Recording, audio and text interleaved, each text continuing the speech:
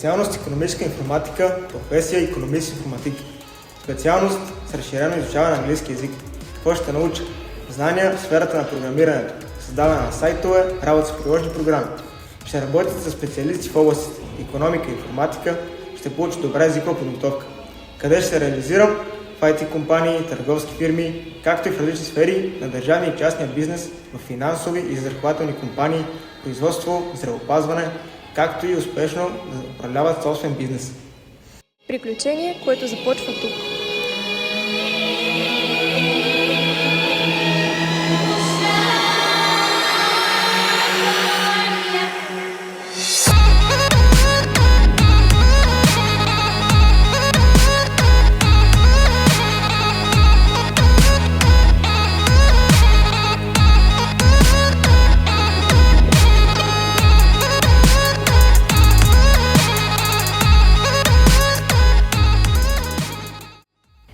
Специалност – помощник-възпитател в отглеждането и възпитанието на деца.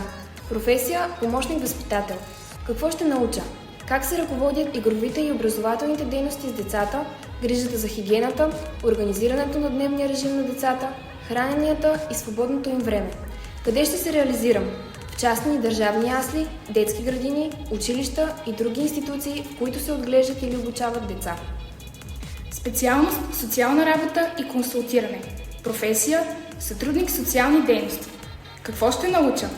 Сътрудникът в социални дейности участва в изпълнението на социални дейности, информира, проучва, подпомага планирането на мерки и дейности, подпомага извършването на социална работа, включително мобилна, познава и прилага законовите и подзаконови нормативни актове в сферата на социалното подпомагане чрез социални помощи и социални услуги, закрилата на детето, семейните помощи за децата и интеграцията на хората с увреждания.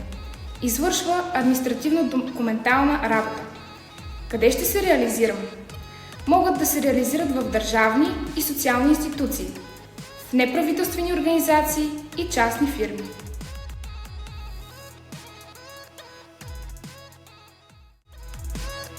Открий своето място в Средно училище Христо Ботев, град Оряхово.